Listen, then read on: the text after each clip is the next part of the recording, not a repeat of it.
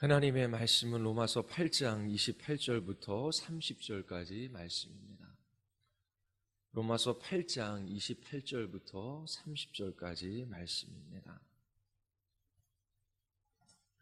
우리 같이 함께 읽겠습니다. 우리가 알거니와 하나님을 사랑하는 자, 곧 그의 뜻대로 부르심을 입은 자들에게는 모든 것이 합력하여 선을 이루느니라. 하나님이 미리 아신 자들을 또한 그 아들의 형상을 본받게 하기 위하여 미리 정하셨으니 이는 그로 많은 형제 중에서 맏아들이 되게 하려 하심이니라. 또 미리 정하신 그들을 또한 부르시고 부르신 그들을 또한 의롭다 하신 그들을 또한 영화롭게 하셨느니라. 아멘. 우리 다 같이 기도하시겠습니다. 하나님 아버지, 저희들이 이 금요일 저녁 사경의 마지막 밤을 맞이했습니다. 하나님이 행하시는 놀라운 구원의 일들을 믿음의 눈으로 보게 하여 주시옵소서. 주님을 아는 참된 지식의 빛을 우리에게 비추어 주셔서 하나님께서 우리 가운데 행하시는 일들을 보게 하여 주시고 저희들이 주님 더 사랑하며 주의 이름을 높이는 주의 백성들로 나타나게 하여 주시옵소서. 성령 하나님께서 진리의 말씀으로 진리의 빛으로 저희들에게 비추어 주시기를 간절히 원하오며 예수 그리스도의 이름으로 기도드리옵나이다. 아멘.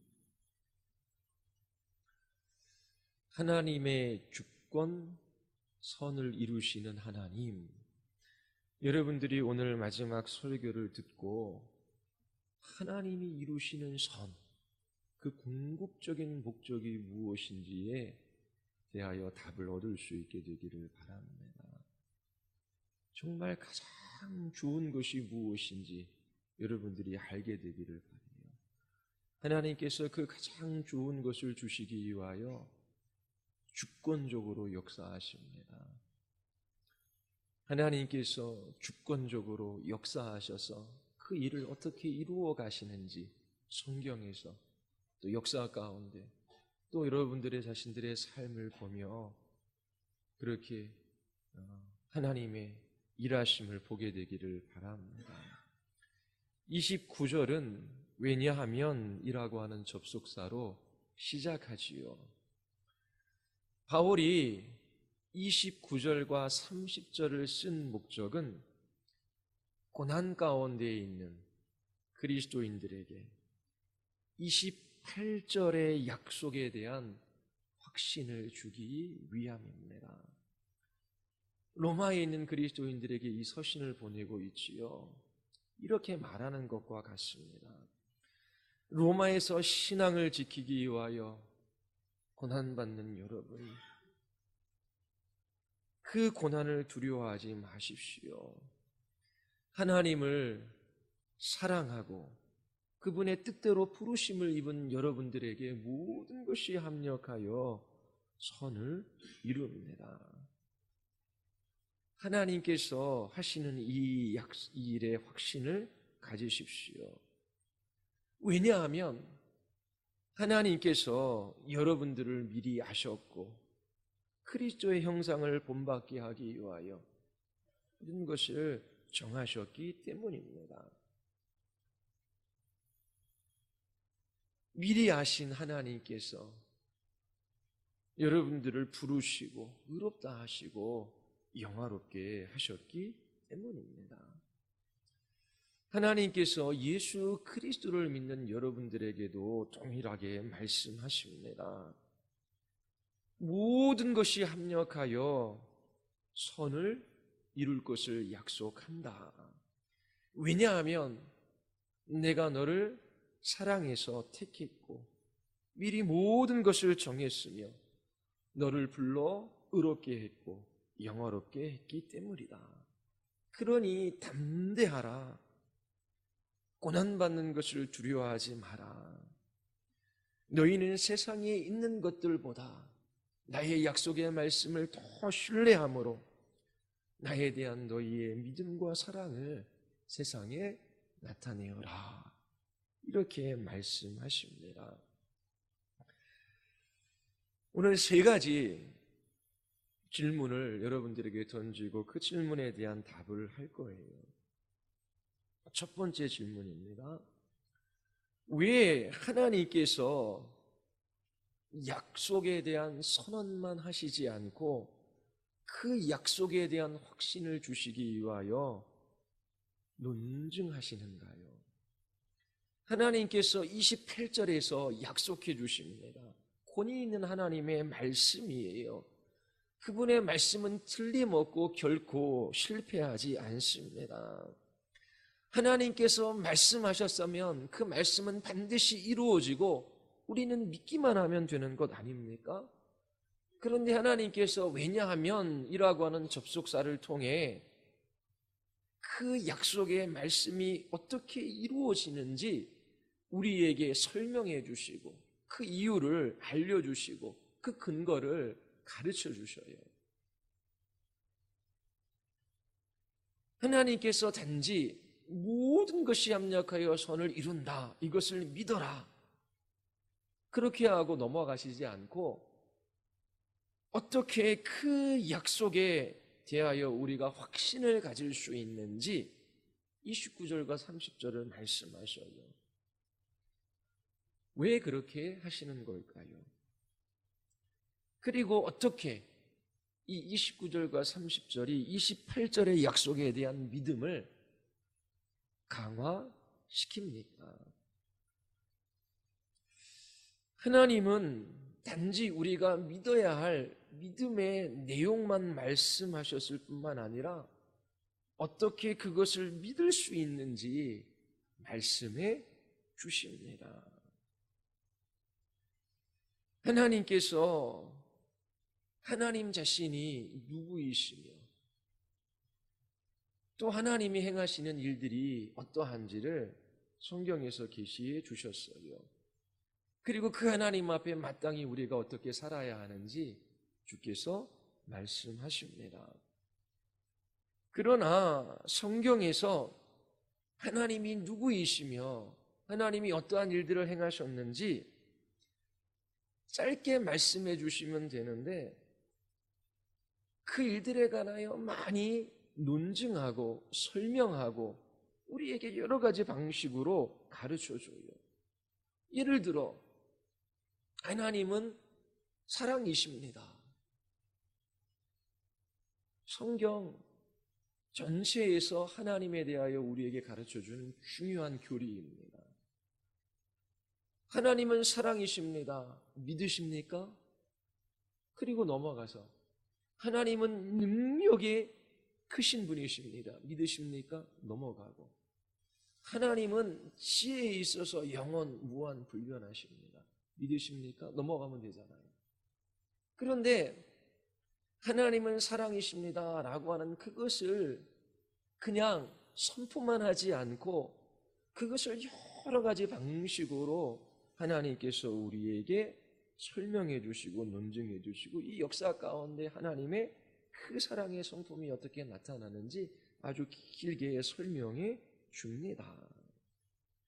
복음서에도 보면은 핵심은 예수 그리스도 그분이 영광의 주님이시다. 영광의 주님이 죄인들을 위하여 십자가에 죽으셨다. 믿으면 하나님의 자녀가 된다. 끝. 그러면 되잖아요. 그런데 예수님의 행적, 예수님의 가르침, 그분의 비유, 여러 가지 사건들을 많이 기록하고 있습니다. 구약에서도 하나님은 창조주이시다. 하나님께서는 구속하시는 구속주이시다. 그러면 되는데 구약에 보면은 하나님께서 이스라엘 백성, 그 백성들을 하나님께서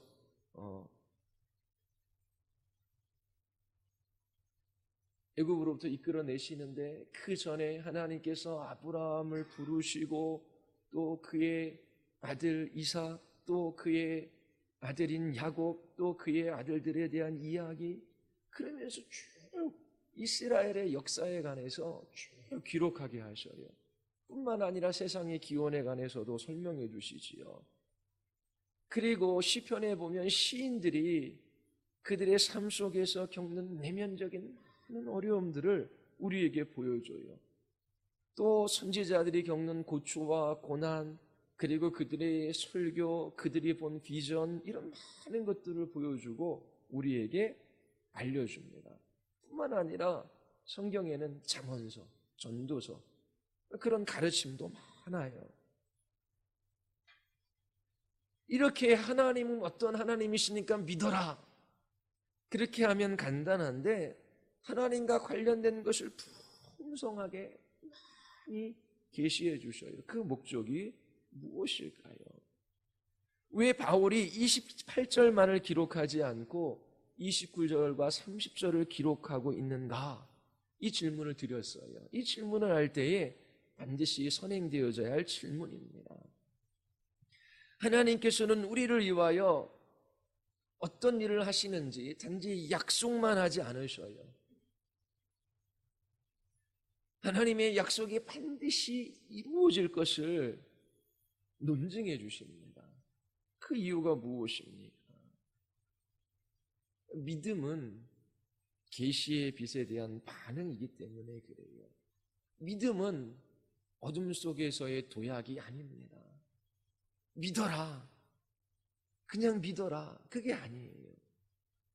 풍성한 계시가 주어지고 그 풍성한 계시의 빛에 대한 반응으로 우리 안에 하나님께서 믿음을 창출해 내시는 것이지요.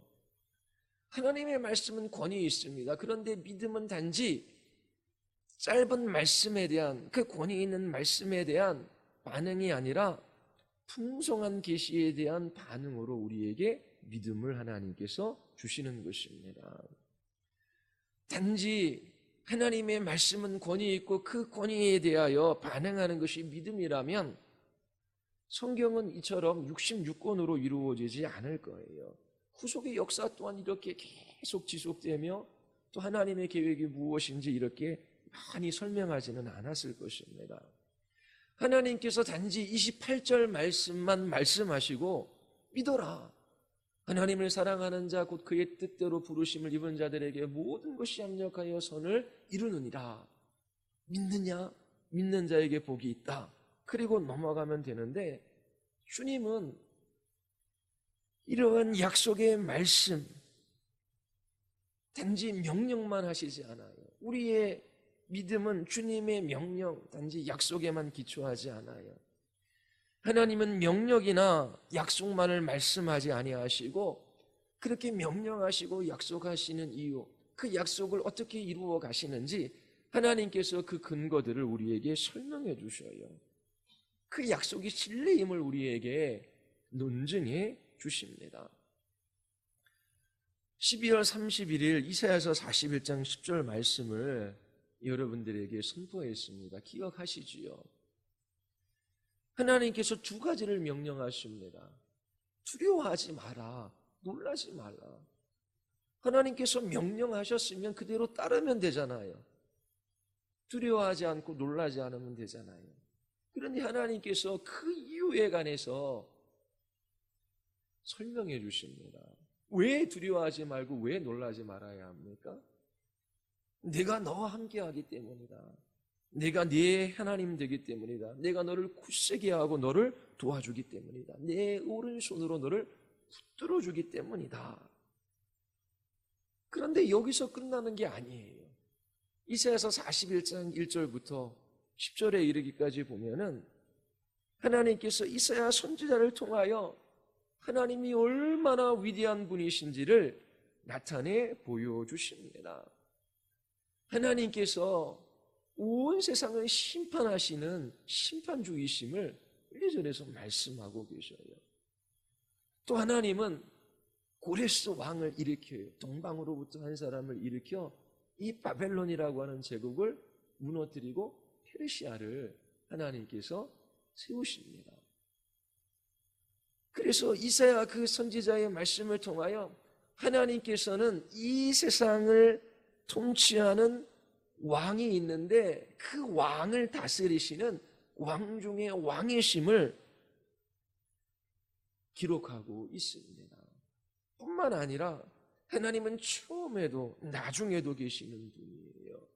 하나님께서는 나라들을 있게 하시는 분이라고 그렇게 계시해 주십니다. 뿐만 아니라 이스라엘을 택하신 하나님이 그들을 땅끝에서부터 붙들어 부르셔요. 그들과의 약속을 신실하게 지키시는 하나님이심을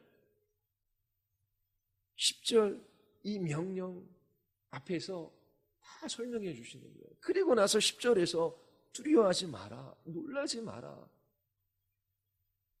내가 너와 함께 하기 때문에, 네 하나님이기 때문에 너를 굳세게 하고 너를 도와주고 너를 붙들어 줄 것이다.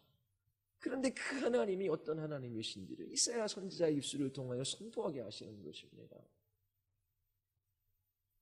이처럼 하나님은 단지 명령만 하시지 않아요. 시내산 그 꼭대기에서 모세가 이스라엘 백성들을 대표해서 하나님 앞에 계명을 받지요. 너는 나 외에는 다른 신들을 내게 두지 말라. 하나님께서 단지 계명만 주시는 것이 아니라 그 계명을 주시기 전 하나님께서 하나님 자신이 누구이신지를 말씀해 주셔요. 나는 너를 애굽 땅 종되었던 집에서 인도하여 낸 네 하나님 여호와니라. 출애굽기 20장의 계명을 받기 전 1장서부터 19장까지 하나님께서 어떻게 모세라고 하는 이 인물을 통하여 이 종되었던 이스라엘 자손들 400년이나 그렇게 고통 가운데 있었던 이 백성들을 하나님께서 어떻게 구원해 내시는지 그 하나님 자신과 그 하나님의 역사에 관해서 쭉 하나님께서 먼저 보여주시고 시내산에서 계명을 주시는 것입니다. 믿음은 단지 단순한 명령이나 약속에 대한 반응이 아니에요. 이사야서 41장 10절을 부적처럼 사용하고 있음에도 불구하고 그것이 신앙인 것처럼 착각할 수 있다고 말씀드렸잖아요. 집집마다 가면은 이 구절이 붙어 있어서 가게에도 많이 붙어 있어요. 단지 약속하시고 명령만 하시는 분이 아니라 그 약속을 하나님께서 어떻게 이루시는지 하나님 자신을 계시해 주시고 하나님께서 그 약속이 반드시 이루어질 것을 논증해 주십니다. 고린도후서 4장 4절부터 6절 말씀 한번 찾아 읽겠습니다. 믿음은 이처럼 계시에 대한 반응이에요. 고린도후서 4장 4절부터 6절까지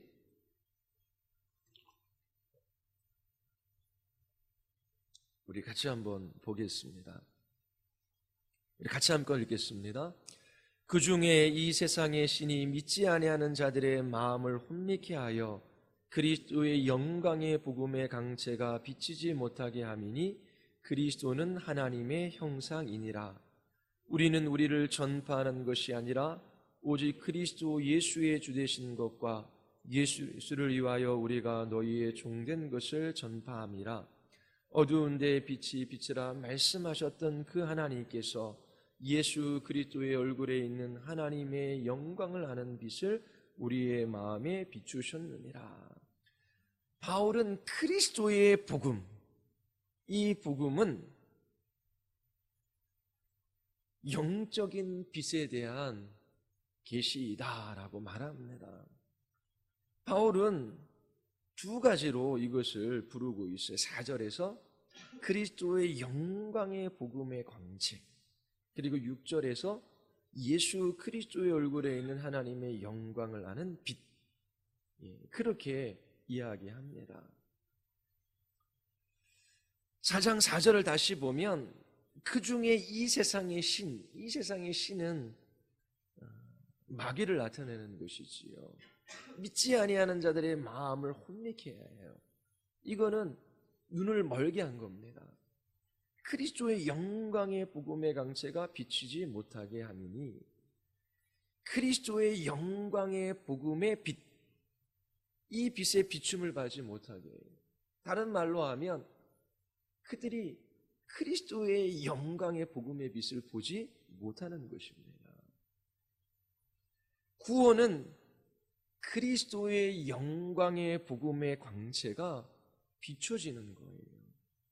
구원받는 사람들은 그리스도의 영광의 복음의 이 빛을 본 사람들입니다. 구원에 있어서 이 빛을 보는 것, 이 빛이 비춰지는 것은 반드시 필요해요. 이 빛을 보는 것은 단지 물리적인 봄이 아니라 영적인 봄이지요. 우리가 구원받기 위하여 반드시 보아야 할 빛, 비춰져야 할 빛은 하나님의 형상이신 그리스도의 영광의 복음의 빛입니다. 복음이 선포되어질 때에 우리는 하나님의 형상이신 영광스러운 그리스도를 보아야 해요. 복음서를 한번 보십시오. 단지 한 문장, 예수가 그리스도이시며 그 예수가 영광스러운 하나님이시다, 그렇게 한 줄로 설명하면 끝나요. 그분을 바라보아라.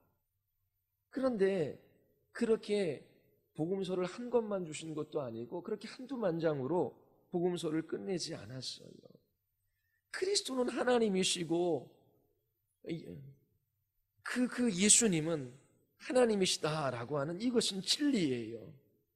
그러나 단지 그리스도에 대한 믿음이 어둠 속에서의 도약이 아니에요. 이러한 단순한 선포에 대한 반응이 아닙니다. 믿음은 그리스도의 인격과 사역 가운데 나타난 영광의 빛에 대한 반응입니다. 그러므로 그리스도의 인격과 사역은 사복음서, 사도행전, 서신서, 계시록에 풍성하게 나타나 있어요. 예를 들어 여러분들이 요한복음 11장에 관련된 설교를 예전에 들었어요.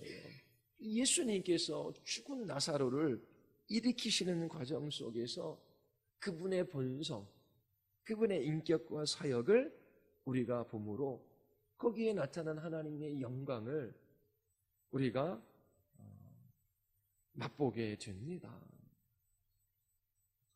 예수님께서 나사로가 죽었다라고 하는, 중병에 걸렸다라고 하는 소식을 듣고서도 나사로에게 가지 않으셔요. 나사로와 그의 가족을 사랑하셨지요.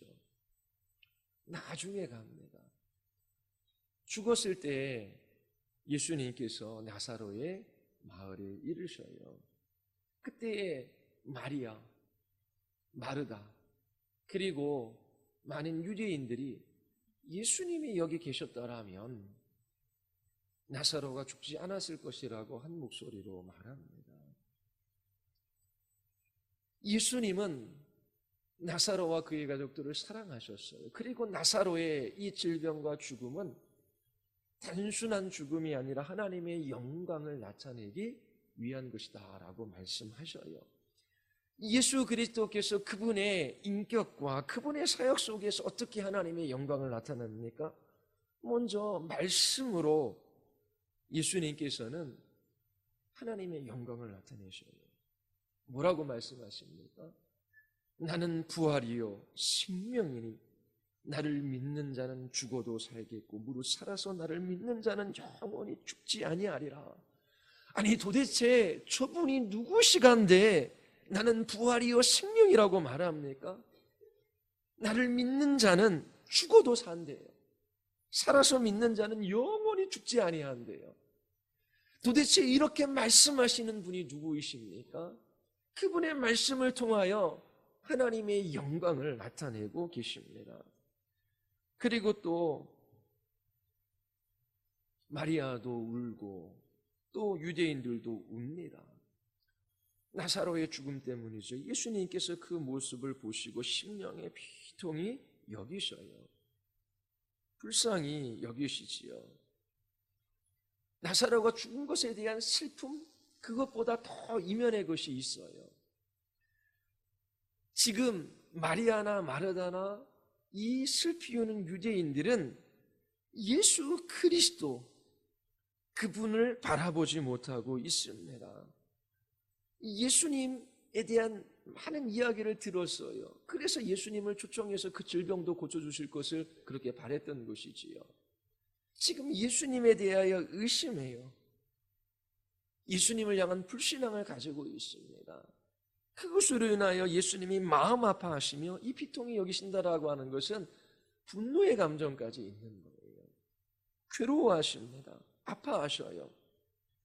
이것은 예수님이 이렇게 우는 유대인들과 마리아와 마르다를 사랑하시는 그 정서를 우리에게 나타내 보여줍니다. 예수님께서는 마땅히 품어야 할 마음들을 품고 계신 거예요. 예수 그리스도 그분의 정서를 통하여 그분의 영광을 우리에게 보여주시는 장면입니다. 그리고 이처럼 비통히 여기시던 예수님이 그 크신 능력으로 하나님의 영광을 보이시지요. 죽은 나사로를 향하여 나오라 말씀하셔요. 그때 죽은 자가 수족을 배로 동인 채로 나와요. 그 얼굴은 수건에 쌓여 있지요. 예수께서 풀어놓아 다니게 하라 말씀하십니다. 이처럼 예수가 그리스도다, 예수가 하나님이다, 단순히 한 문장으로 믿어라 그렇게 말하지 않아요. 수많은 이야기들을 통하여 예수 그리스도의 인격, 그분의 사역, 그분의 말씀, 그분이 누구이신지 우리에게 설명해 주시고 가르치시고 논증해 주십니다. 예수님은 나사로를 죽음 가운데 일으키셨어요. 어떻게 이런 일들이 일어나는가?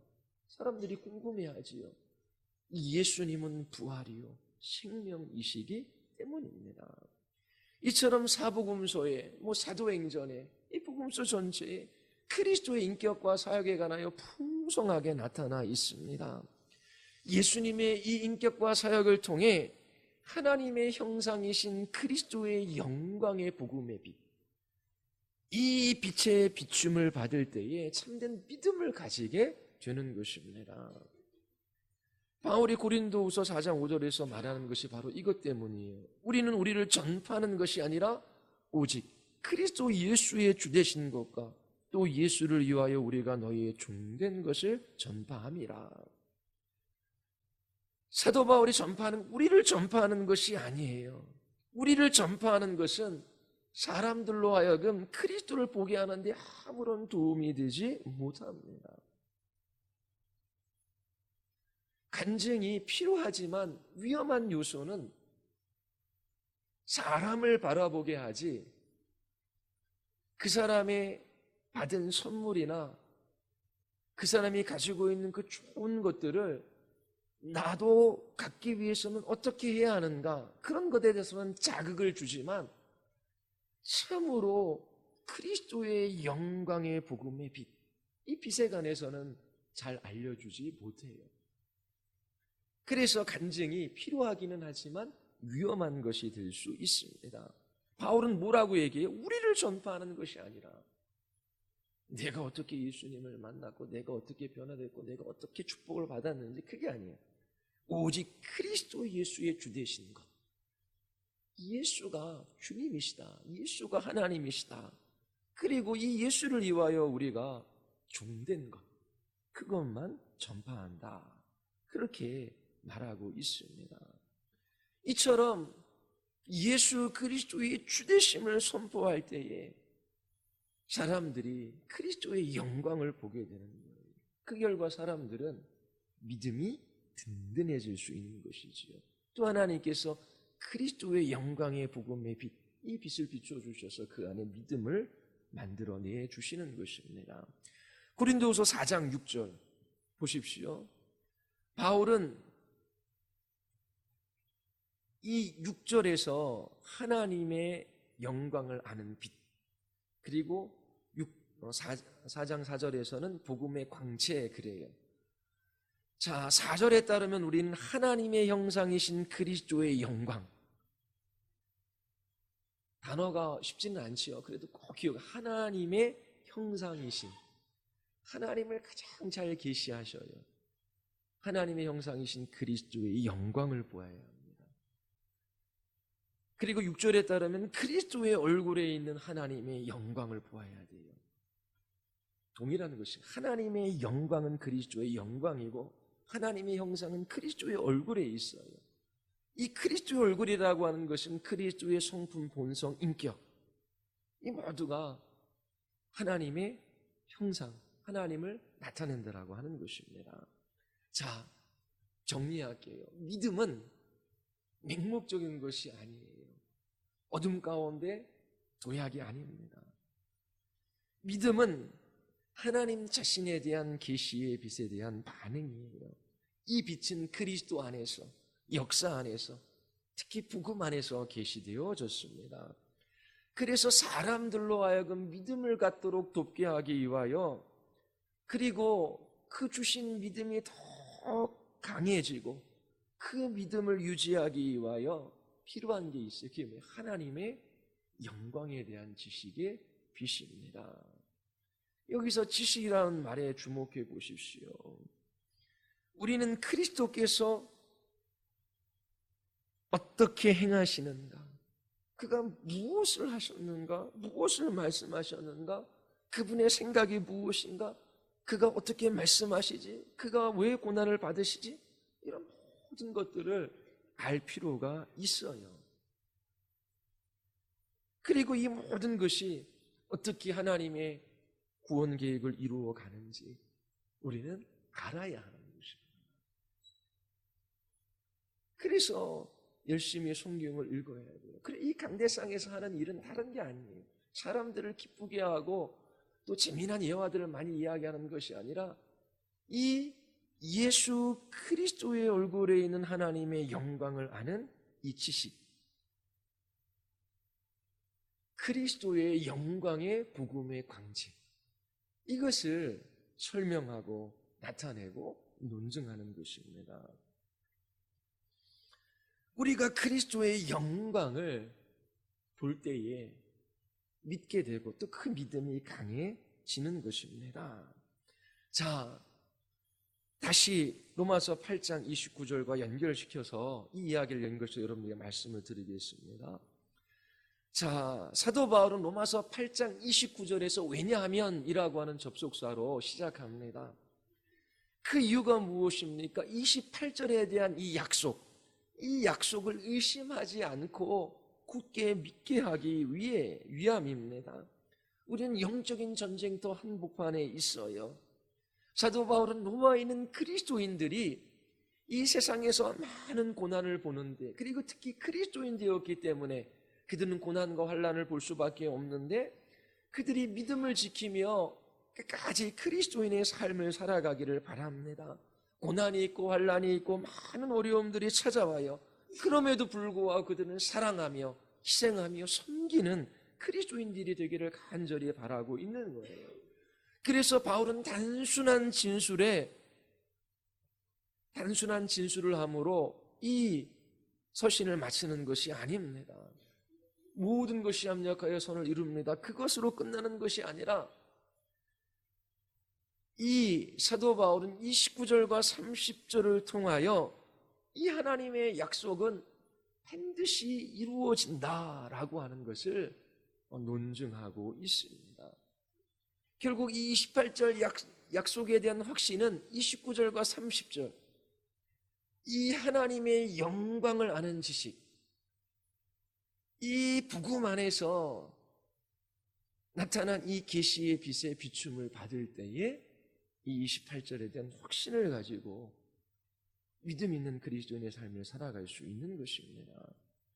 바울은 하나님께서 어떻게 이 약속을 이루시는지 하나님의 구원 방식을 우리에게 보여주고 있어요. 바울은 우리에게 너무나 놀라운 하나님의 주권을 보여줍니다. 하나님께서 구원하시는데 그 구원의 역사는 영원 전서부터 영원에 이르는 거예요. 이 땅이 지음받기 전, 창세전에 영원한 과거에 하나님께서 사도 바울의 입술을 통하여 내가 너희를 미리 알았다, 내가 너희를 사랑했고 너희를 선택했고 이 모든 것을 정했고 그리고 앞으로 너희를 영화롭게 할 것이다가 아니라 하였다라고 하는 과거 시제로도 그걸 이야기를 해요. 하나님의 관점에서 하나님께서 그 모든 것들을 이루시는 거예요. 28절에 관해서 확신할 수 있는 사람은 29절과 30절에서 성령께서 이 하나님의 일하심, 그 하나님의 구원하시는 이 영광, 이것을 그 마음에 비추어질 때에 믿음이 생기고 그 믿음이 강화되어지고 그 믿음이 유지될 수 있는 것입니다. 29절과 30절을 한번 보십시오. 그리스도 안에서 하나님의 영광스러운 구원의 역사를 볼 수 있어요. 너무나 놀라운 구절입니다. 이 29절과 30절은 하나님에 대한 계시예요. 하나님께서 어떻게 행하시고 어떻게 사랑하시고 어떻게 구원하시고 어떻게 하나님께서 당신의 백성들을 지키시는지 우리에게 보여주고 있는 구절입니다. 바로 29절과 30절은 그리스도 안에서 하나님의 영광에 대한 지식의 빛을 비추어 주고 있어요. 28절의 약속에 대한 믿음은 29절과 30절의 빛 없이는 불가능한 거예요. 모든 것이 합력하여 선을 이룰 줄 믿습니다. 100번 외쳐도 소용이 없어요. 믿음은 어둠 속에서의 도약이 아니라 그랬잖아요. 이 약속이 반드시 이루어질 수 있는 것은 8장 29절과 30절 때문에 그래요. 하나님께서 미리 아신 자들을 정하시고 부르셔서 영화롭게 하셨습니다. 하나님께서 주권적으로 역사하시기에, 하나님께서 이처럼 우리의 구원을 주권적으로 이루어 가시기에 모든 것이 합력하여 선을 이룬다라고 하는 것이 사실이라고 하는 것입니다.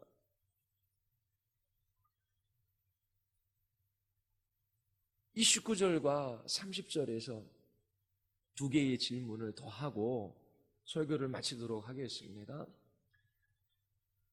여러분들이 이미 알고 있는 사실일 수도 있지만 평생 여러분들이 신앙생활할 때 여러분들의 마음의 중심에 두어야 할 말씀입니다. 두 번째 질문은 미리 아시고 영화롭게 하신다라는 이 말씀 가운데 성화에 대한 언급이 없어요. 자, 왜 성화에 대한 언급이 빠졌을까? 이제 그거를 먼저 간단하게 설명드리고, 두 번째, 그 다음에는, 자, 29절을 보십시오. 하나님께서 미리 아시고 정하시고 부르셨어요. 하나님이 구원하시는 그 목적이 뭐예요? 하나님께서 반드시 하시겠다라고 하는 게 뭡니까? 29절에서?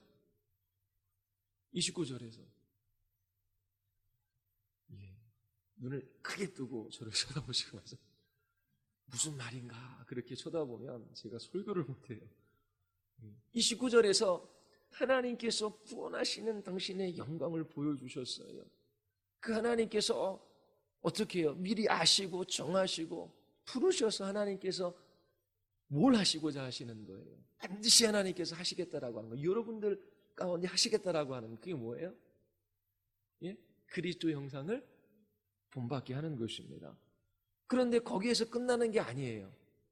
이는 뭐라고요? 에이스라고 하는 전치사인데 목적을 나타내요. 궁극적 목적이 뭔지를 우리에게 가르쳐줘요. 궁극적 목적이 뭡니까? 단지 우리가 아들의 형상을 본받는 것이 아니라 예수님께서 많은 형제 중 맏아들이 되게 하시는 거예요. 맏아들이 되게 하시는 거예요. 자, 그러면 우리는 그것까지는 알아요. 아, 우리가 거룩해져가고 성화, 예수님 닮아가는 것 많이 들으셨지요?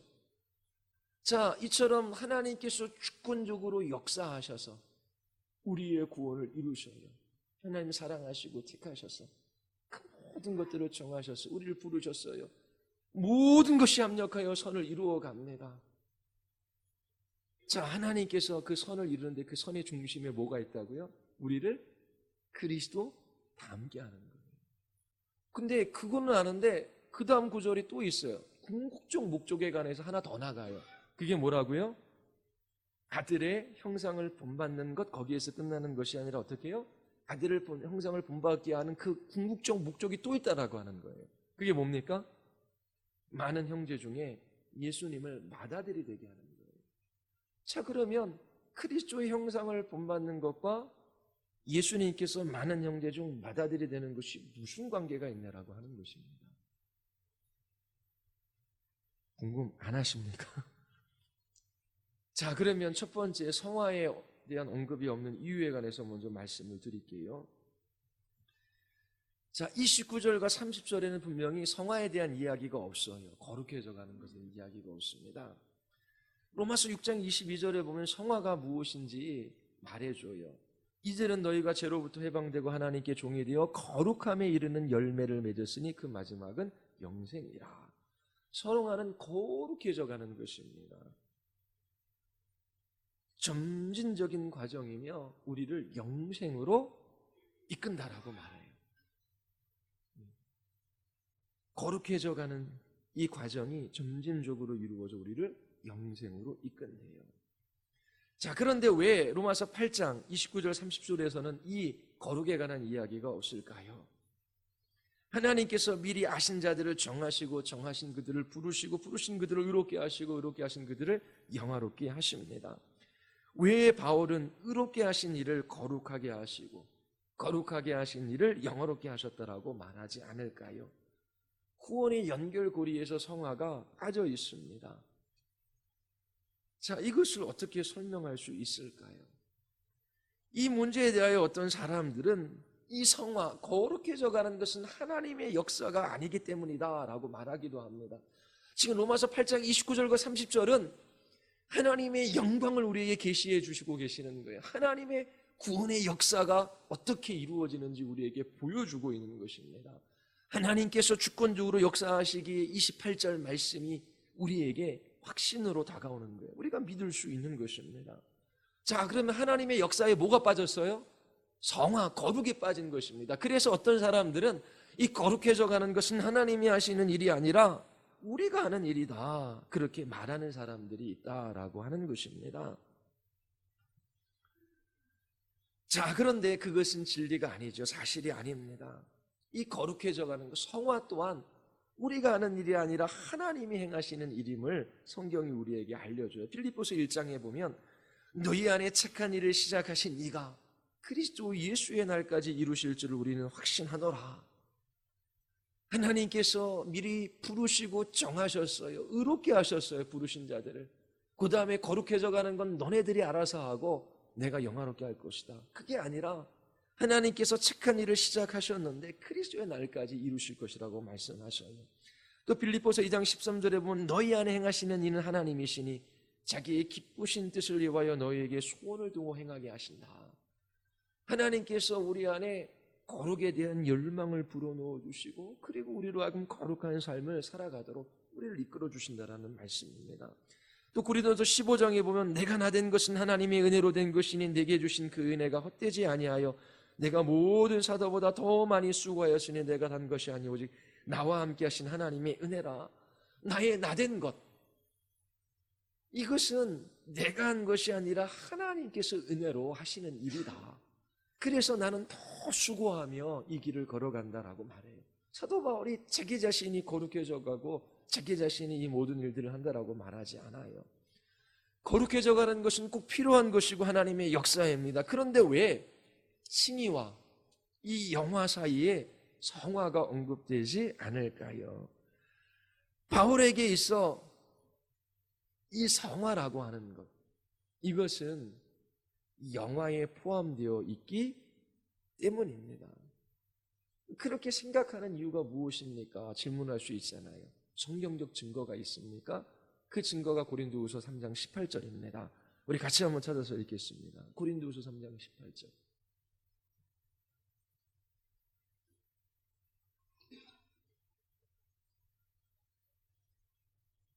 우리 같이 한번 읽어볼게요. 고린도후서 3장 18절. 다 같이 시작.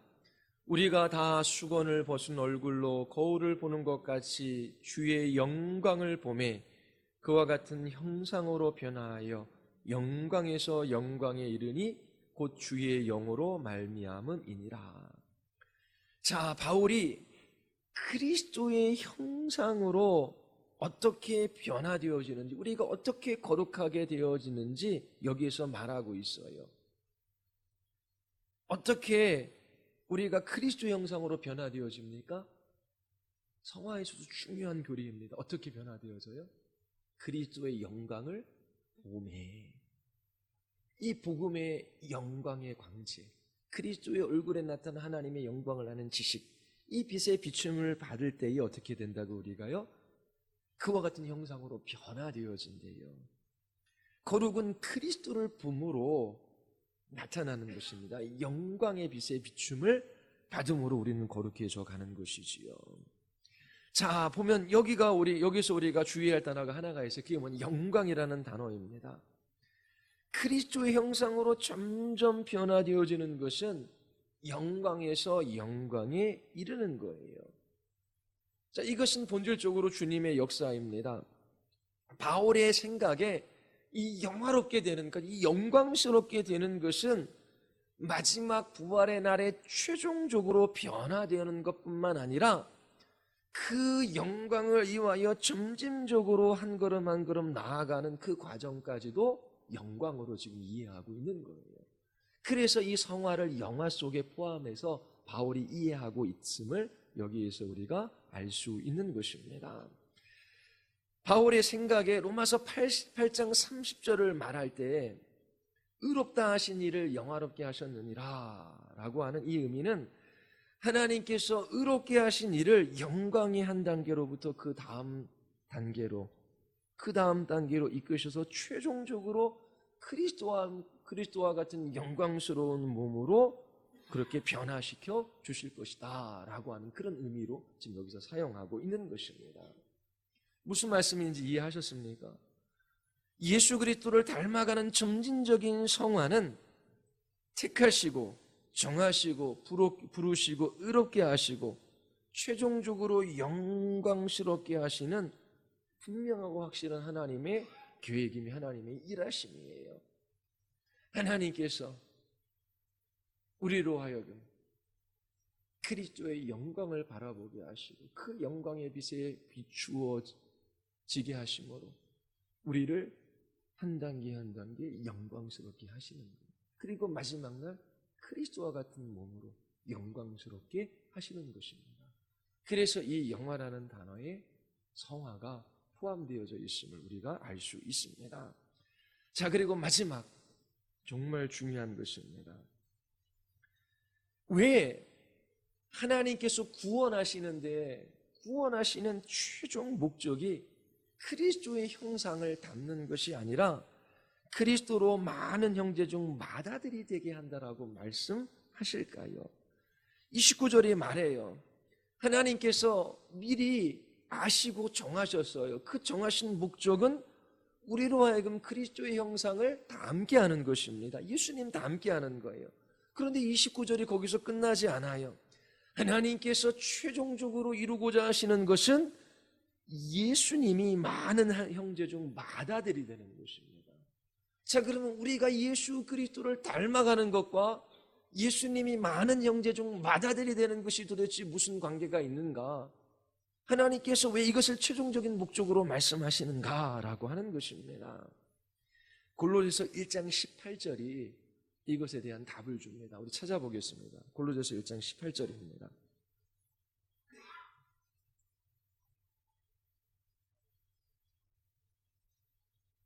골로새서 1장 18절 우리 같이 함께 읽겠습니다.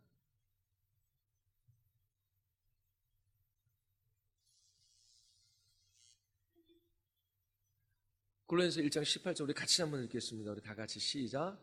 그는 몸인 교회의 머리시라. 그가 근본이시요 죽은 자들 가운데 먼저 나신 이시니 이는 친히 만물의 으뜸이 되려 하심이요. 자, 여기서 먼저 나신 이게 맏아들과 같은 단어예요. 자, 하나님께서 또 맏아들이라는 그 단어 속에는 이게 으뜸, 최고라고 하는 그런 의미도 같이 들어져 있습니다. 자, 하나님께서 최종적으로 목적하신 것이 뭐예요? 예수님이 많은 형제 중 맏아들이 되는 거예요. 먼저 나신 이로 말미암아 만물의 으뜸이 되게 하는 것입니다. 자, 그러면 하나님께서 여러분들을 구원하시는 그 최종적인 목적이 뭐라고? 여러분들을 그리스도 닮게 하는 게 아니에요. 그리스도를 닮게 하는 그 목적은 무엇을 위해 있어요? 예수 그리스도를 맏아들 되게 하는 거예요. 많은 형제 중에 으뜸이 되게 하는 것입니다. 이것은 예수 그리스도 그분의 영광, 아름다움, 위대함, 탁월하심을 바라보며 그분을 찬양하고 그분을 즐거워하며 그분을 기뻐하게 하는데 궁극적인 목적이 있다라고 하는 것입니다. 거룩의 목적이 무엇인지 아셨습니까? 그리스도께서 많은 형제자매의 맏아들로서 죽고 부활하셨지요. 그 결과 그 형제와 자매들은 그리스도의 탁월함과 위대함과 그 영광스러움을 보고 그분을 즐거워하고 그분을 높일 수 있게 된 것입니다. 하나님께서 우리로 하여금 그리스도를 닮아가게 하신 것은, 닮아가게 하신 그 목적은 이처럼 예수 그리스도 위대함, 탁월함, 아름다움을 맛보게 하기 위하여 준비시키는 과정이에요. 나 예수님 닮기를 원합니다. 그렇게 말하는 그 목적이 무엇인지를 인식해야 돼요. 나는 거룩해지기를 원해요. 너는 거룩을 갈망해요. 거룩을 갈망하는 목적이 무엇입니까? 그게 이 29절에 나는 거예요. 예수님을 많은 형제 중 맏아들이 되게 하는 것입니다. 우리를 거룩하게 하셔서 예수님 닮게 하셔서 예수 그리스도를 알고 맛보고 사랑하고 기뻐하기 위하여 그렇게 우리를 그리스도의 형상과 성품을 닮아가게 하시는 것입니다. 그리스도는 항상 영원히 위대하시고 탁월하시고 아름다우신 분이에요. 하나님께서 우리를 거룩하게 하시는 목적은 이 예수 그리스도와 함께하고 그분의 이 탁월함과 위대함, 이 영광과 이 아름다움을 누리게 하시기 위함입니다. 그래서 예수 그리스도 그분을 최고로 찬양하고 만물의 으뜸이 되게 하시는 것이 궁극적 목적이에요. 자, 하나님의 주권 선을 이루신 하나님 그러죠. 자, 그러면 하나님께서 선을 이루시는, 하나님이 이루시는 선이 무엇입니까? 선이 뭐예요? 우리를 그리스도 모든 것이 합력하여 선을 이루시죠. 모든 것을 합력하셔요. 선을 이루시는데 그 선은 하나님의 주권, 하나님께서 하시는 일이에요. 그 선은 뭐예요? 그리스도를 닮는 거예요. 근데 그리스도를 닮는 게 궁극적 목적이 아니라 뭐가 목적이라고요? 많은 형제 중 예수님을 맏아들 되게 하는 거예요. 예수 그리스도 그분을 으뜸되게 하시는 거예요. 우리로 하여금 그리스도를 닮게 하심으로 이 예수 그리스도를 기뻐하며 즐거워하며 찬양하며 그분의 높고 위대하심을 그렇게 노래하게 하시는 것이 궁극적인 목적이라고 하는 것입니다. 이 29절 마지막 구절에 대한 이해 없이 우리는 성화에 대하여 인간 중심적인 성화관을 가질 수 있어요.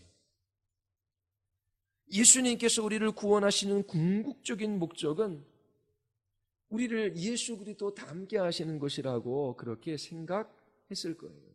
그러나 그것은 하나님의 궁극적 목적이 아니에요. 하나님께서 주권적으로 역사하셔서 모든 것이 합력하여 선을 이루시는 궁극적인 목적은 예수 그리스도 그분을 높이는 것입니다. 그리스도의 아름다움, 탁월함, 위대함을 즐거워하며 그분을 찬양하고 경배하고 그분을 사랑하고 그분을 높이게 하는 것이 하나님의 궁극적인 목적입니다. 여러분, 신앙생활하면서 잘 봐야 돼요. 나의 영광을 추구하는가 아니면 그리스도의 영광을 추구하는가. 우리가 추구하는 것은 우리의 자신의 영광이 아니라 그리스도 그분의 영광입니다. 여러분, 하나님 저가 좀 강하기를 원합니다. 능력 있는 그리스도인 되기를 원합니다. 그 목적이 도대체 무엇입니까? 주님이 주신 능력으로, 자 봐라, 내가 주님 주신 능력으로 내가 이런 일들을 해냈다. 그래서 주님 주신 능력으로 칭찬받기 위함입니까? 아니지요. 우리가 주님처럼 강해지고 그리고 주님이 주시는 힘으로 살아가기를 원하는 것은 우리에게 유혹이 있고 시험이 있고 우리를 속이는 죄가 있어요. 그런데 주님이 주시는 이 은혜의 힘으로, 이 능력으로 그리스도가 아닌 이 세상에 있는 것들을 즐거워하게 하는 이 모든 것들을 물리치고 이 세상에서 가장 위대하시고 능력이 있으신 예수 그리스도 그분을 기뻐하기 위함입니다. 왜 은혜 구하고 왜 능력을 구합니까? 잘 살 수 있기 때문에, 그게 궁극적 목적이 아니에요. 그 잘 사는 게 뭔지를 보아야 하는 것입니다. 하나님 지혜 주십시오. 지혜롭게 되기를 원하지. 왜요? 지혜 주면 공부 잘하고, 그래서 하나님이 나에게 지혜 주셨어. 그러면서 그 지혜로운 사람이 돼서 여러분들이 칭찬받기 위함입니까? 아니에요. 하나님께서 지혜 주셔서 분별해요. 무엇이 중요하고 무엇이 가치 있고 무엇이 의미 있는지. 그래서 가장 지혜롭고 가장 위대하신 그 주님을 그 지혜로 바로 알고 그분을 높이기 위함입니다. 여러분, 예수님처럼 거룩해지기를 원하십니까? 저 사람 봐, 예수 그리스도 닮았어. 저 사람 성품이 너무 좋아. 그래서 사람들이 칭찬해 주는 것을 원하십니까? 아니에요.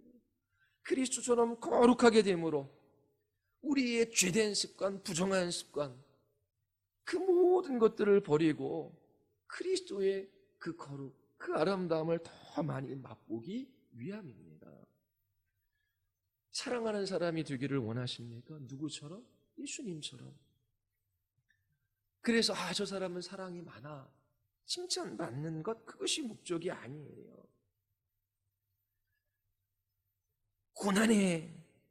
고난 속에서 그리스도의 완전한 사랑을 다른 사람들에게 나타내므로 그리스도께 영광 돌리기 위하여 우리는 사랑하는 사람들이 되기를 원하는 것입니다. 이 19절과 30절은 하나님의 일하심에 관한 거예요. 하나님께서 이 하나님의 영광을 아는 이 지식의 빛, 이 복음 속에서 계시된 이 하나님의 영광에 대한 이 빛, 이걸 비추어 주셔야 돼요. 성령께서 여러분들의 마음 안에 이 진리의 빛을 비추어 주셔서 하나님께서 나를 미리 아셨어요. 나를 사랑하시고 택하시고 또 하나님께서 나를 정하셨어요. 나에 일어나는 모든 일들이 합력하여 선을 이루실 것을 하나님께서 정하셨어요. 하나님께서 부르신 일을 의롭게 하시고 영화롭게 하신다라고 말씀하셨어요. 이 구원의 전 과정은 하나님의 그 크신 은혜의 역사입니다. 이처럼 하나님께서 이렇게 하시겠다라고 말씀하셨기 때문에 우리는 우리의 눈에 보기에 좋은 일이나 좋지 않은 일이나 무슨 일이 일어나든지 간에 두려워할 필요가 없어요. 하나님께서 그 고난까지도 사용하셔서 우리의 눈에 보이는 가장 좋지 않은 것, 그것까지도 하나님께서 사용하셔서 그 일 안에 하나님께서 계획하신 일들이 이루어지는데 그것은 우리에게 최고로 선하고 유익한 거예요. 그 선의 유익이 뭐라고요? 예수 그리스도 닮는 거예요. 닮는 거에서 끝나는 것이 아니라 우리가 그리스도 형상으로 닮아감으로 가장 아름답고 탁월하고 위대하신 그 예수 그리스도, 그분을 보고 기뻐하고 즐거워하고 그분을 만족해하며 그분을 누리며 그분을 찬양하며 살아가게 하기 위함입니다. 이것이 하나님이 이루시는 선이에요. 여러분들의 삶의 목표가 어디에 정해져 있습니까? 말씀과 상관없이 신앙생활 할 때에 신앙이 자라지가 않아요. 길을 벗어났는데요, 아무리 구해도 다른 길로 걸어가는 것입니다. 하나님께서 여러분들을 구원하시는 그 놀라운 일들을 보여주셔요. 하나님 그 크신 능력으로 하나님 이 문제를 해결해 주시고 이 일은 저렇게 해주시고요. 하나님 저에게 이것 보여주셔서요, 우리의 자손도 이 세상 사람들 보기에 예수님 믿었으니까 잘 됐다라고 칭찬받을 수 있도록 도와주세요. 다 빗나간 신앙의 길입니다. 주님께서 그 복음의 영광을 나타내 보여주셔요. 그리스도 닮게 하시고 그 닮게 하시는 목적은 모든 형제중 예수 그리스도 그분을 맞아들이게 하시는 것입니다. 그리스도의 형상을 본받아 그 예수 그리스도를 더 알고 기뻐하고 그분을 찬양하게 하시는 것이, 그분 안에서 참된 만족을 누리게 하시는 것이 바로 하나님께서 여러분들을 부르신 목적이고 하나님께서 이루시는 선이십니다. 자, 그러면 여러분들의 마음 안에 갈망하는 것이 무엇입니까? 여러분들 안에 추구하는 것이 뭐예요? 여러분들의 영광입니까? 그리스도의 영광입니까? 그걸 바라볼 수 있어야 해요. 정말 그리스도 한 분을 소중히 여기고 그리고 온전히 그리스도 한 분을 즐거워하는 사람으로 하나님께서 빚어가시기를 원하시는 것입니다. 여러분들이 이 세상에 누릴 수 있는 최고의 영광이에요. 영광에서 영광에 이르게 합니다. 그 방식이 뭐라고요? 이 그리스도의 복음 안에 있는 이 영광의 빛의 비춤을 받는 것입니다. 28절 29절 주님께서 말씀하셔요. 모든 것이 합력하여 선을 이룰 것을 우리는 확신합니다. 왜요? 하나님께서 그 일을 이루어 가시기 때문에. 여러분들이 앞으로 신앙생활 해나갈 때 또 올 한 해 여러분들의 신앙의 방향이 어디로 정해져야 하는지, 하나님께서 그 모든 것을 합력하여 선을 이루시는 그 선이 무엇인지 기억하며 여러분들이 하나님 앞에 구할 것을 구하고 갈망할 분을 갈망하며 여러분들이 그렇게 정말 복된 그리스도인의 삶을 살아갈 수 있게 되기를 바랍니다.